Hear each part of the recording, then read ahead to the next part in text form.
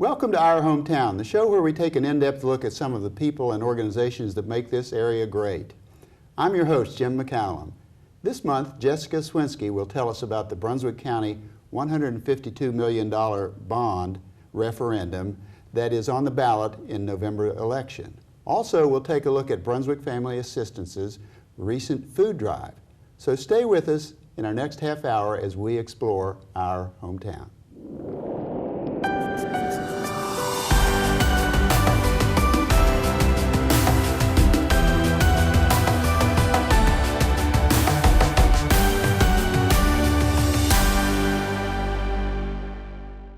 My guest is Jessica Swencki. Jessica is the senior staff member with the Board of Education, here to talk about a very, very important subject. Jessica, thanks for being with us. Thank you so much for having me today. We want to spend some time talking about this very important issue, the bond issue, Yes. coming up on November 8th. And you've done a great deal of work to prepare for that, along with hundreds of others, I'm sure. Absolutely. The work for the school bond actually began years ago. Started with a facility study that our school system engaged in 2012, where we asked our citizens and we asked employers, what do the schools of the future need to look like in Brunswick County? And the recommendation were new construction, addressing the deferred maintenance needs that our county has had, and all things told, looking at what is the future projections of student enrollment, not only by total numbers, but then also by region. So everything we do in education is data-driven. Absolutely, as it should be. Absolutely. So from instruction all the way through planning for our future operations division, what our buildings need to look like and what do our classrooms need to look like. And that's really what this bond addresses. So we went from $254 million in identified needs down to $152 million of the most pressing needs that we believe that our county has within our schools to address deferred maintenance, and 7 major construction projects that really address the growth that our county has experienced. Okay, let's step back for just a second and go several years back. We do have an existing bond, do we not? That is correct. In 1999, the voters approved an $83.5 million bond. Okay, and does that continue on? The payments for that bond will continue and actually expire in the year 2023. There are around $34,500,000 left on the existing 1999 bond payoff. Okay, let's talk about growth for just a second, and then we'll get back to the why, which I want to explore. Right. But in terms of growth, give us some feel as to how much growth has occurred here in our county. So currently, Brunswick County Schools, we have around 12,500 students in our district. And we think of this as a retirement community, and it is, of course, but that's not it at all. There's so much more. We have these thousands of students. We do, and from our demographic forecast, we are projected to maintain around the 12,500 plus or minus 300 students. But what has happened since the year 2008, when our entire economy hit the recession, we had a migration in Brunswick County to the northern end. No kidding. So looking for jobs, people were going and moving to where it was closer for employment opportunities. So what happened is our student population actually just shifted all the way down Highway 17 and has put a great deal of stress on the buildings that we have in the northern region of our county. Students now are in 4th and 5th grade who actually were just starting out in school in the 2008 year. Right. And what we're seeing is a movement of those students now through our middle school in the next few years and then back into our high schools. In Brunswick County, we strongly believe that school size matters, and elementary schools should not exceed 650 students. Middle school should not exceed 750 students, and our high school shouldn't exceed 1,500 students. And we exceed those numbers in several instances. We do, and that's really what we're trying to address. So particularly Leland Middle School. Leland Middle School is projected to hit 1,000 students in the year 2018. We experienced similar situation at Charlotte Middle School several years ago. I remember. It was well over 1,000 students, and truly teacher-student relationships are compromised when you have that many students in one building. Our resources are stretched, and it really becomes a matter of safety. So when Cedar Grove Middle School opened, it was like the pressure valve was released.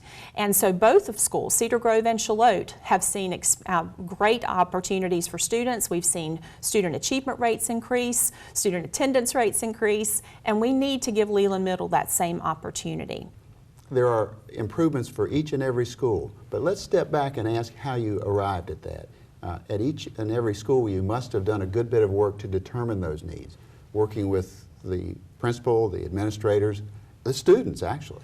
Absolutely. How do you do that? Absolutely. So that really goes back to our facility study. Give us an example, just one school, and let's work upward. Perfect example would be North Brunswick High School. Okay. So working with North Brunswick High School, who we knew was experiencing part of that growth, the architectural firm that we actually utilized to help facilitate our facility study would actually convene groups of parents, students, teachers, and have conversations with them about what are the most pressing needs of this school. Here are the numbers, again, data driven. Here is what you're forecasted to have. Now, tell us what programs that you feel like are necessary. Employers, tell us what you need our graduating students to come away from high school And once you have that answer at the end, then you can work backwards to determine what the needs are to fill that in. It's actually very funny that you say that, because one of the principles of lesson design is backwards planning. And that's really where we go. We go with the end in mind. We have to think about the end, and then we basically work backwards to determine what can we do and what can we do right now to address the most pressing needs. And that's really what this bond package brings to the citizens of Brunswick County. Now, because I've read your literature, I can say that as excited as most of us might be about passing this bond, a lot of the work is not glamorous work. A lot of it's improvements to facilities, improvements to bathrooms, things such as that. Talk about that for a second. We have over 2 million square feet of building space in Brunswick County Schools, Right. over 500 acres of land. And one of the things that we know is over time, buildings, just like our homes, need some love and care, some attention. Our roofs among them. Absolutely. And Very expensive. And so when you start thinking about deferring maintenance for a number of years, it just doesn't make the problem get any better. And Right. so, and in time, things actually end up costing a little more than they would have been had the maintenance been able to continue. So a large majority of this bond, which does impact all 19 schools, Right. all students, are improvements to our bathrooms, our fixtures in our bathrooms, the tile on the floor, the ceiling panels, the lighting. All of these things create learning environments for our children. That's what I hope we'll all understand. Yes. It's so important. Yeah, it's not just about the bricks and mortar here. We are creating environments for children to come every day and learn. Air quality is critically important for healthy children. Lighting is critically important. So it's really beyond just what we need to do to fix and repair or construct buildings. It's about creating learning environments for our children that will enable them to develop the skills that we know our employers want. Okay, taking one step upward, we're also talking about labs and things that might be Yes. a little more interesting than what we just discussed. Let's right. talk about that. So Learning labs and technology labs. So one of the major portions of this bond really are to improve our technology. We are in a digital age. Our students are digital natives, and so what we want to do is make sure that they have the best equipment that we possibly can do. It's not only the equipment, but we have to have the infrastructure that will allow those systems to operate effectively. So we know that technology improvements are a major part of this. Science labs, so critical. I was at Charlotte Middle School right before the end of the school year, and I walked into a middle school science lab, and it did not look like a science lab at all. It looked like a classroom, and around the borders of the room were boxes of science equipment that students have to pull out when they're ready to begin a lab. Students need to experience a lab environment, and this bond will actually create middle school science labs and improvements to all of our high school science labs. I think you mentioned the term digital natives. Yes, That's absolutely. new to me, but it's very descriptive. It tells so much about our kids today. Let's talk about the imaginary student that you mentioned a few minutes ago that may have been a first grader a few years ago, but is now in middle school. Yes. And because we have more than 12,500 of those, talk a little bit about specifically how a student is affected by the bond. Well, the most important thing is that a learning environment matters to a student. when lighting is well done, Lighting, sure. when our air quality is comfortable, when students do not develop allergies from dust and things like that, even though we do a great job with maintenance, sometimes those things matter. Conducive to learning. Absolutely. So what we know is that once the learning environment is set, then what happens in that learning environment, of course, is controlled by our teachers. So the interior spaces of our schools also have to become a little more fluid, a little more flexible to allow more collaboration, to allow students the opportunity to do more problem solving, and most critical, communication. Those that are doing the talking are doing the learning. And so we want our students to be able to have more opportunities in our classrooms. So even the furniture that is within our classrooms, easily mobile desk, easily mobile tables, wipe on, wipe off boards that students can quickly show work and share work. All of these things really are classrooms that we envision and need for the students. All because our students live and work in a world economy now. That's exactly right. I think one of the struggles we have sometimes in education is that we all experienced education a certain way. And in many ways, we like to think about the education that we received. But the purpose of education is to prepare students for the world that they will live in, not the world that we wished they lived in. Good point. Let's talk a little bit about the cost. Okay. We know that each school has certain improvements that will be a part of this bond. Absolutely. But let's talk about the cost to me, Joe taxpayer, here in Brunswick County. Okay. I've seen some figures that talk about the cost per day or the cost per annum for the bond. Right. Talk about that for just a second. So what we know about Brunswick County is that we're the second fastest growing county in North Carolina. And I've used that data myself. Absolutely, and so we know that growth has a positive impact on the ability to maintain low tax rates. But what we have been given by our county manager's office is that at worst case scenario, the estimated tax impact on a $200,000 home would be $80.20 per year, or another way to think about it is around $1.54 a week, which I would equate to a Sunday newspaper, a cheap cup of coffee, or a bottle of water. A cheap cup of coffee, you're right. But no one really likes to discuss the idea of tax increases, and we understand that. But what we hope that our citizens will remember is that this is truly an investment. We can pay now or we can pay later. But help me out. By paying my $80 per annum a year in additional taxes, if I understand it right, it's a win-win because the economy grows, Yes. My tax rate stays the same, or even less if that were possible. And in the long run, I pay $80 a year, but I get a great return. And that's truly what we believe. We believe that investing in education is one of the best returns that you're possibly going to receive as a citizen in Brunswick County. Strong schools attract strong businesses. Strong businesses blend into our economy. We are all part of a circle together of improving the whole lifestyles for all citizens in Brunswick County, and we believe that education is part of the economic bedrock of our society. Now, one thing I wanted to mention was the alternate school. Yes. Did I say alternative school? Alternative school. Thank you. Yes, sir. It's there, but are there improvements to occur there as well? Is there a school to occur there?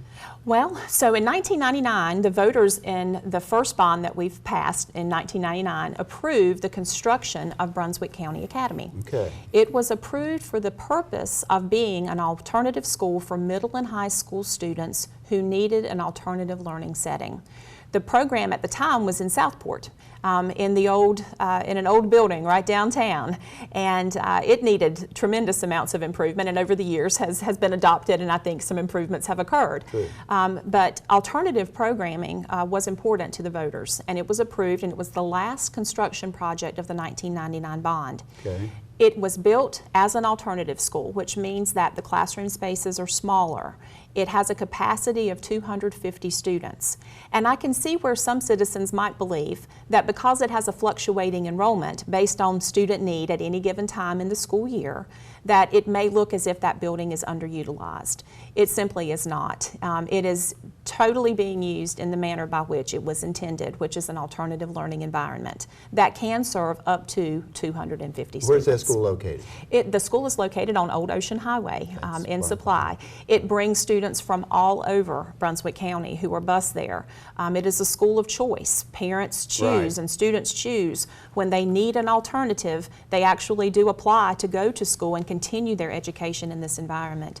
It is helping students who have struggled in other environments find their pathway to graduation and then post-secondary employment. And that's really our purpose in our school system, is really to produce college and career-ready high school graduates. And our alternative school is helping do that every day. Now, we've talked about the fact that each school will have some improvements, but there are a couple of new schools altogether. Let's talk about those very briefly. So two of the major construction projects would be Town Creek Middle School. Right. Critically important to reduce the number of students at Leland Middle School. And that will be on the existing campus there. It would actually be, exactly. So Town Creek Elementary School is already on the property, and we do own the property that the middle school would be constructed on. It was well planned many years ago. Campus. I've been beautiful there. campus. Yeah. It also is adjacent to Brunswick County Parks and Recreation, Town Creek Park. Right. So there would be no additional cost to construct any athletic fields, because just like at Cedar Grove, we share that space. That would be a great opportunity to reduce the overcrowding that we have at Leland Middle School. The other major construction project that we have as far as new school construction would be the Early College High School, which is on the campus of Brunswick Community College. Highly successful program, ranked 18th as far as all small schools in North Carolina, so we're very proud. But that program must reside on a community college campus. It's part of the original agreement. I've spoken there a number of times. Absolutely, you absolutely have. have. And so that program is growing. We can serve, by the agreement that we have, up to 100 students per class. Because it's a 5-year program, we technically can serve 500 students. But just like we are growing, Brunswick Community College is growing. And they have been gracious with their space that we have occupied for all of the years the program has been in existence. But it's time for us to have our own space on that campus. We've talked about the past, talked about the present. Let's talk about the future. How many years did you anticipate that this bond would be sufficient? Well, that's a really great question. What we know is that this bond will help us to take steps towards the future of our system. It allows us to address, through the 7 construction projects, the most pressing needs of growth. The remainder projects help us to get back on an even playing field with our maintenance. We believe that the projects will take up to a 10-year period. They will be staggered. They will all be completed. And there's a phase 1, 2, and 3? There is a phase 1, 2, and 3. It's actually coincides with when the bond issuances would occur. And we believe that this is really the first step for our community. As we talk about improvements to our school system, we really are thinking 3 phases. We are thinking this initial bond is really step 1. Passing this and getting our schools, which belong to the citizens of Brunswick County, all back to the place where we know that the learning environments are satisfactory for our students. The second is really an ongoing conversation of professional development, because we can have these wonderful new spaces, but our teachers also need to adapt their learning and their instructional design to meet the needs of these brilliant new learning spaces in the laboratories. And then the third really will be projects that emerge based on unexpected things that may happen within our system. For instance, having apartments now that are growing, apartment complexes throughout Brunswick County. That's something that at the time of the demographic study was not necessarily part of the equation. So reviewing our data after a 2 to 3 year period to make sure that we're still on track, that we are data driven, and that if our forecast changes, we need to be responsive to those needs. Okay, in the minute or 2 we have left, let's talk about what's not in the bond, because state funding, county funding provides millions and millions of dollars for the ongoing needs of the students. Tell us what's not in the bond. So the first thing that is not in the bond are salaries. It cannot be used to support any salary increases for our staff, our teachers. What is not in the bond were items that were in the Connect bond, which I think some of your viewers may wonder, well, there was just a bond passed in North Carolina. Didn't the schools receive any of that money? That was not a public education bond. Okay. So really, this bond truly addresses construction and maintenance needs of the buildings that belong to the taxpayers of Brunswick County. Jessica, I'm so privileged and pleased to have spent some quality time with you. I hope our viewers have the opportunity to follow up on all the information you've given us. It's a very, very important subject. November 8th is the big day, correct? November 8th is the big day, and I thank you so much for this opportunity today. Thanks so much. Thank you. This is Brunswick County, the second fastest growing county in North Carolina. We are Brunswick County Schools, responsible for career and college preparation for more than 12,500 students in our 19 schools. Our school buildings belong to the citizens of Brunswick County. It is important to remember that with the exception of about $900,000 a year from the North Carolina Educational Lottery, our schools don't receive any money from the state for school construction and maintenance. This is our local responsibility as taxpayers.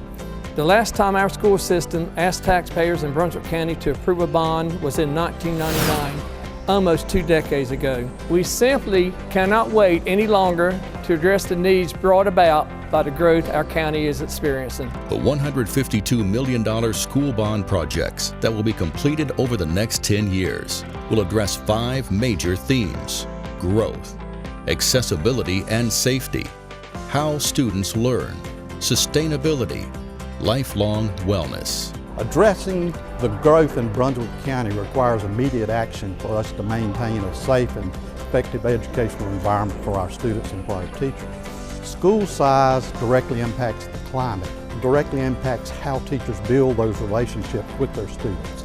It also directly impacts how students learn, and just as importantly, it really directly impacts the overall safety for our teachers and our students. The $152 million school bond will address growth and safety through a 12-classroom addition at North Brunswick High School, a 6-classroom addition at Lincoln Elementary School, a 6-classroom addition at Town Creek Elementary School, construction of a new Town Creek Middle School, a 12-classroom addition at West Brunswick High School, a new K-2 building at Waccamaw School, and construction of a new early college high school on the campus of Brunswick Community College. The curb appeal of our buildings shapes student, staff, and public perceptions of our schools. Money from the bond will provide for additions of canopies to help keep students dry and repaving for better accessibility. Fencing, landscaping, and additional security cameras also enhance overall school safety. Students at all 19 schools will benefit from these improvements. Employers tell us they need workers who can problem solve, work well with others, and communicate. You can see this happening in our classrooms. We constantly look for ways to keep our students excited about learning.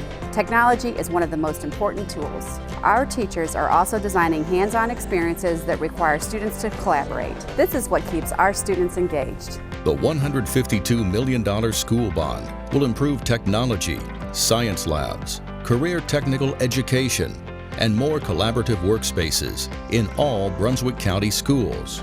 With over 2 million square feet of building space and 500 acres of land, our footprint is large, so sustainable practices are imperative.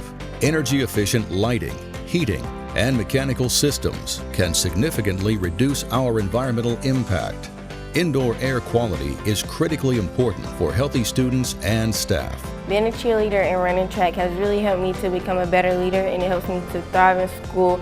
It made me to have better goals for myself and to try to achieve them more. When you see your success on the field and you realize that you can lead somebody, you want to be able to do that everywhere. And you step up in the classroom and you step up here, you really become an example for the team and the school. You can't play football forever, so you have to get your grades in the class to have a future in anything you do, college and any career you pick besides football. A well-rounded community is rich in health and wellness programs and the arts.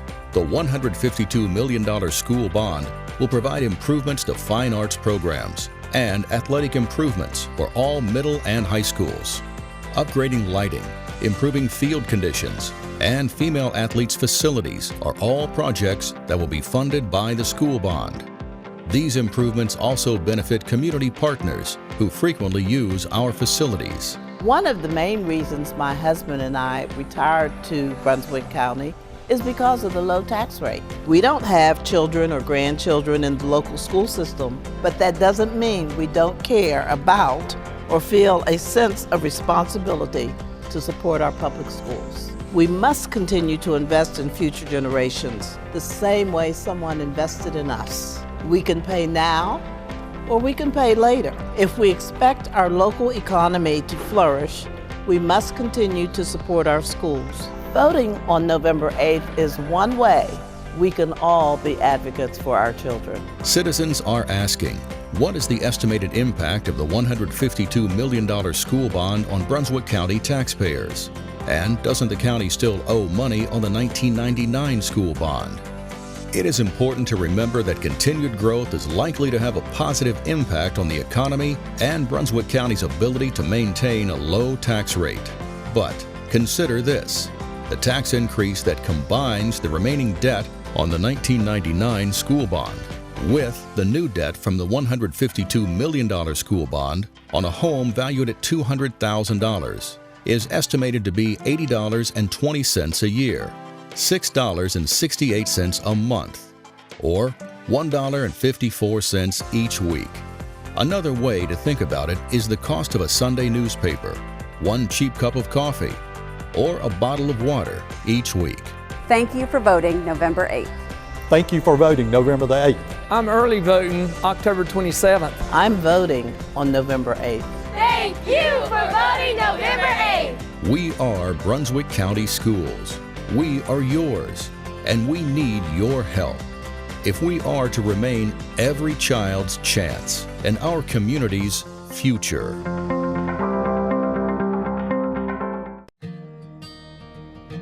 I believe that anything that we can do, it can be small and it can be large, but any little act of service brings a little bit of light into this world.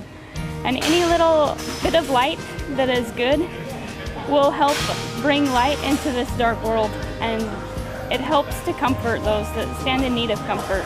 And that is a really important part of what we do. Well, I'm a bit player in this, so I can't tell you the whole process, but we get a set pack list from the agency that gives us the food. We packed food for 1,000 clients yesterday. We had over 40 volunteers in here for upwards of 6 hours. In the bags there are items such as canned pork, dried beans, there's some fruit, canned fruit, there's orange juice, there's some vegetables, corn, what have you. Oh, it's terrific to be able to participate, to be fortunate enough to be able to be on the helping end instead of the receiving end. So there's a lot of wonderful people that work for BFA and volunteer for BFA, Brunswick Family Assistance. And I've been fortunate enough to do it for 9 or 10 years, and to see all the clients come in and appreciate the food that they're being given, it makes you feel good, you know. Oh, it's amazing. It really is. There have been distributions where we've really struggled with volunteers, you know, as far as getting them here. So it just makes the day a lot harder and a lot longer.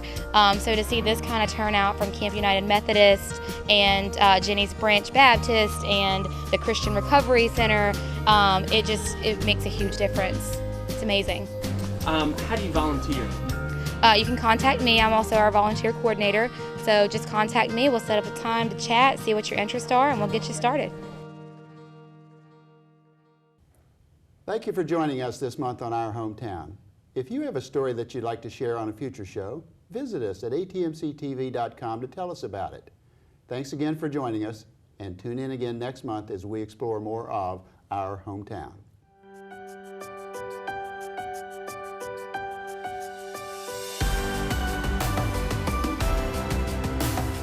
Thanks for joining us on Our Hometown. If you have a story that you'd like to share, please visit us at ATMC TV.